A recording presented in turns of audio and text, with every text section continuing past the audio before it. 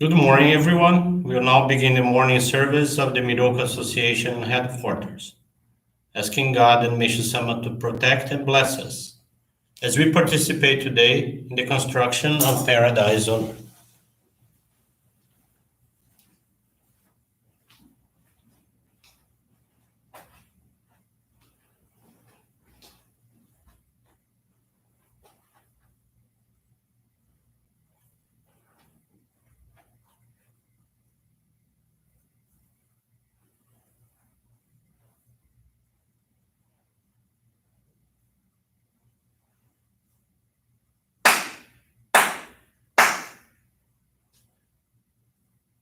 Amahara ni kamuzumarimasu kamurogi kamuromi no mikoto mochite sume miyoya kamu izanagi no mikoto tsukushi no himoka no tachihana no odo no ahagi hara ni misogi hara itamo toki ni narimaseru Haraido no o kamitachi moro moro no magagoto tsumi kegareo. Harai tamae kiyome tamae tomao sukoto no yoshio. Amatsu kami kuni tsukami yao yorozu no kamitachi tomoni. Ame no fuchi koma no mimi furi tatete. Kikoshi mese to kashikomi mo maosu. Miroku o mikami mamori tamae saki hae tamae. Miroku o mikami mamori tamae saki hae tamae. Oshie miyoya nushi no kami mamori tamae saki hae tamae. Oshie miyoya nushi no kami mamori tamae saki hae tamae.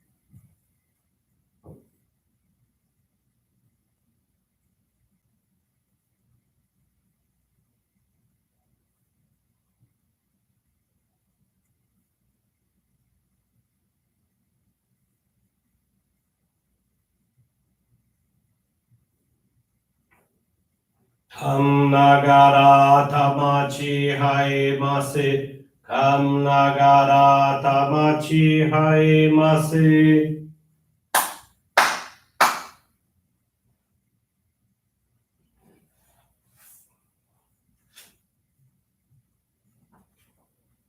Great God of light, creator and giver of all life, in accordance with your divine will, the long age of night draws to an end.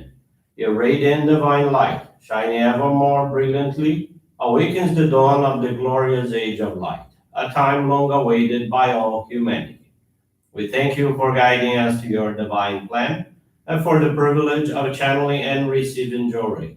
May our spirits and bodies be illuminated and purified as we live your truth given to us by Meishu-sama. Make us pure and effective instruments of your divine light, so that we may serve you and all those with whom we come in contact. May paradise on earth be realized, with health, peace, and prosperity a reality in our lives. Great God of light, bless and protect us. Radiate our souls with your divine light, so that we may truly become instruments of your great plan.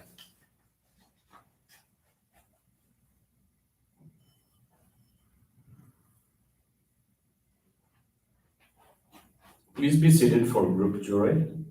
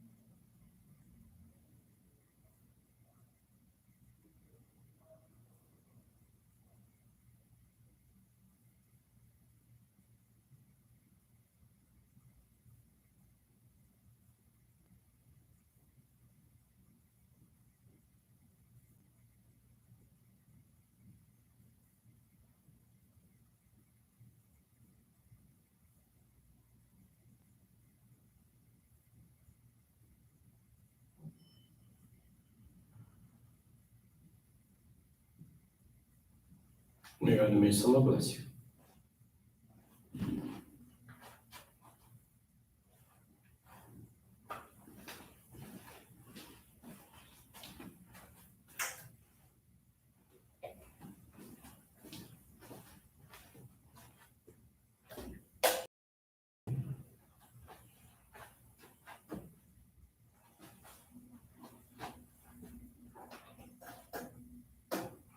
Today's teaching is entitled Guidance for Living in This World from Daily Inspirations, page 59.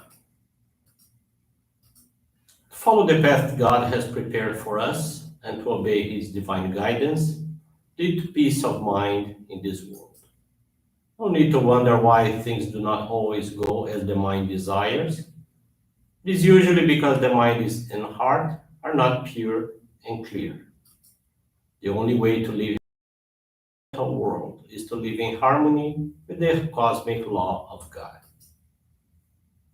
When I'm faced with a difficult problem that seems to defy a solution in spite of my best efforts, I turn to God for help and guidance.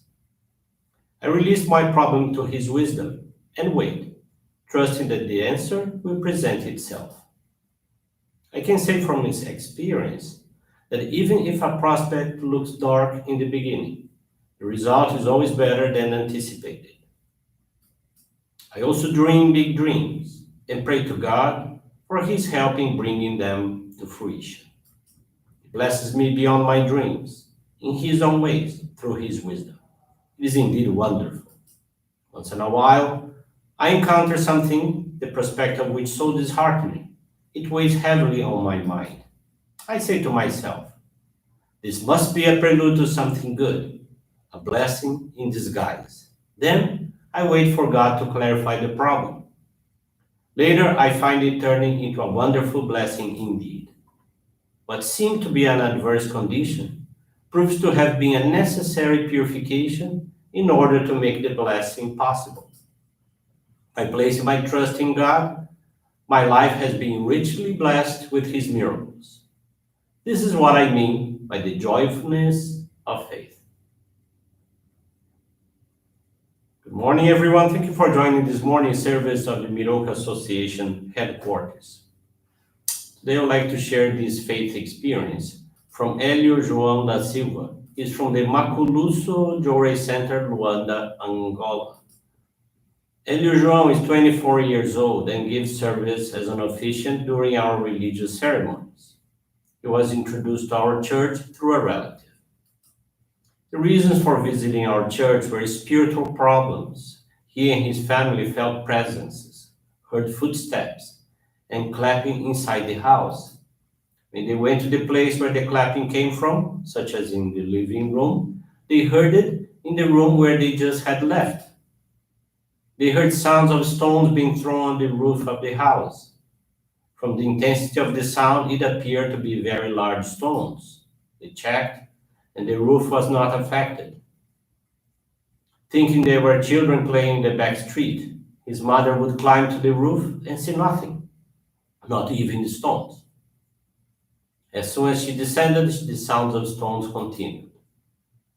The last time she climbed the roof, she was thrown by a hidden force to the roof of a neighbor at a distance of 2 houses and fell into a room, causing material damage and causing her spinal pain to this day. The injured neighbor said that if she hadn't been following Hélio's family purification closely a few months ago, she would say that his mother was a witch for flying and falling on her roof. Hélio and family were stoned inside their house, even with closed doors and windows. Ghost fires appeared and household items disappeared. Once Hélio came from school, went into the kitchen to get a glass of water. All kitchen utensils were gone. As it was nothing new for him, being 8 years old at that time, he went to the backyard and those utensils flew from the ceiling to the backyard as if someone was doing that. The food in the kitchen pot turned to stone and animals. Small snakes and animals like cats appeared in the house. If they attempted to attack them, these animals disappeared. This situation lasted for 3 years. To resolve this issue, they attended several churches and numerous kimbanda houses for folk healing. Even the most famous and respected sorcerers of the time could not find the supposed real culprit. Each one came with their theories.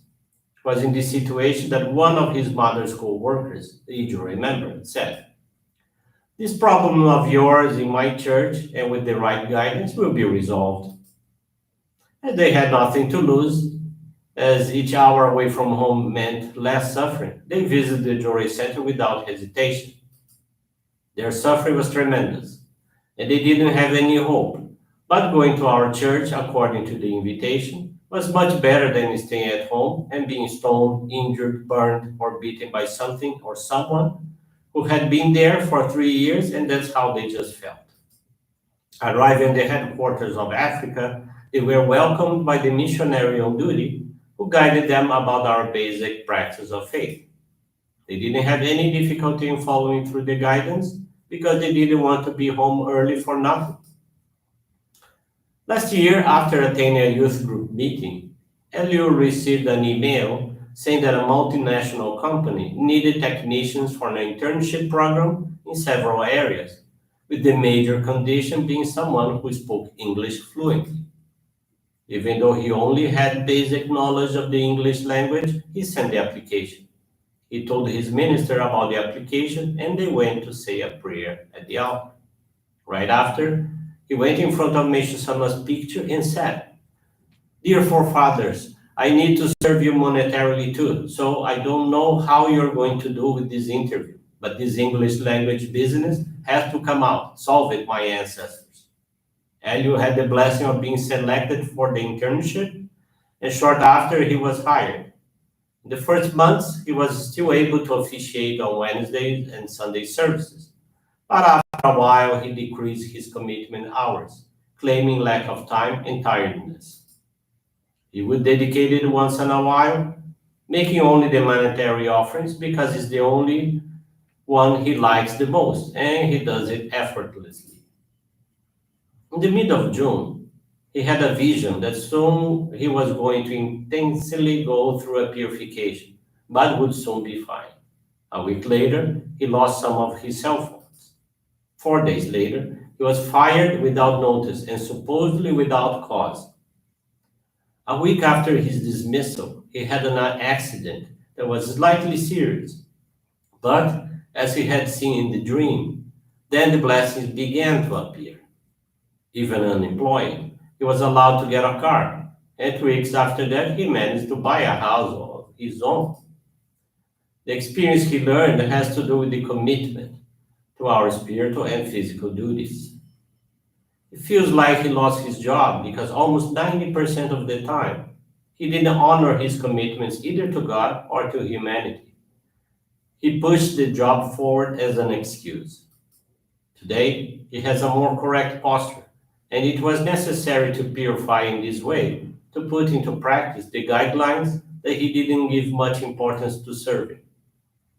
There was a new experience from the Makuluso Johrei Center in Africa. And another experience I would like to share, it is from Aguinaldo Batista do Nascimento. It's from Margem Sul Johrei Group of Portugal. Aguinaldo lived in Portugal for a few years and decided to return to Brazil to follow the growth of his children who had stayed with their mother and who, as they were in their adolescence, needed his presence even more. In the meantime, he told his minister that his wish was to return to Portugal, but his financial conditions did not allow him to. They went to the altar, prayed, surrendering the issue into the hands of God and Meishu-sama, and made a commitment to dedicate 4 hours daily and responsibility for the weekly cleaning of the Johrei Center. During this period, he had many faith experiences. Thanks to this dedication, he sold some goods, which wasn't able of doing before, and to his surprise, he received a plane ticket to Portugal as a gift from a friend, and having already arrived with a job and a place to live. Due to his working hours, Aguinaldo was only able to give service at the monthly services of the Johrei Center, and he also started to dedicate every month at the kitchen of their headquarters. This dedication awakened him to start making healthy lunch boxes to sell part-time, which had great acceptance. Later, he was called from the company where he worked, saying that they would not renew his contract. However, the next day, he received a call from a bus company that had already made him an offer to work at night on weekends. He readily accepted the offer, and thus it opened up a possibility of dedicating even more to the divine work and the sale of lunch boxes. So, even in the doubt that money would not be enough, he started to practice making donations daily, monthly, and special ones. Things were prospering to the point where he began to earn more than in the other company where he used to work full time every day. Even with all these results obtained, he felt very lonely and started to question himself why he had returned to Portugal, as he believed he had no strong connection with that country. At the age of 14 years old, when his father passed away, he found out that he was his adopted father and that he actually had a biological father. Since then, for 37 years, he has been trying to find him, but he never got to know him. All his search, even with the help of his godfather and family, never worked. One day, talking to one of his lunchbox clients, who lived in the city where he was born, gave him new hope, as she told him that her former sister in law could help him in the search. Thus, he was on the train on his way to the monthly service when he got the call from that client, saying that her former sister in law was in disposal for them to talk, which happened the next day. During their conversation, to his surprise, she said that she met his father's uncle and that she had worked with him for 20 years. At the same time, she called her husband in Brazil and confirmed that he was the person he had been looking for all his life. He couldn't believe it. After a few days to his happiness, she sent him his father's phone number and a photograph of him, saying that he would probably in Portugal soon, visiting a daughter. 2 days later, Aguinaldo called him, and they started talking, asking him to make an appointment. He said he would talk to his wife and daughter, and then he would give Aguinaldo an answer. He was quite happy that the next day his father called him, accepting his invitation. Aguinaldo was very anxious, and the meeting was a moment of great happiness. He was very well received by everyone. They talked a lot, and he really understood his true life story. They began talking every day. He was very grateful to God and Meishu-sama for providing him with these wonderful moments. Today, he understood why he returned to Portugal. He who believed he had no strong connection to Portugal found out that his biological father is of Portuguese and German descent. He could never have imagined that, coming to dedicate himself at their headquarters, that he was inspired to make lunch boxes, and that through these efforts, a client would put him on the right path to find his father. With this, Aguinaldo learned the value of dedication. Currently, he gives service as head of their choir and cleaning dedication of the Johrei Center every Wednesday. Aguinaldo is very thankful to God, Meishu-sama, and all his ancestors for giving him special moments and showing him that his search, his dedication, and his faith were not in vain and brought greater blessings than he could imagine. Thank you very much for listening to these two very interesting faith experiences. I wish you a very wonderful day, and with this concludes our morning service. Thank you very much.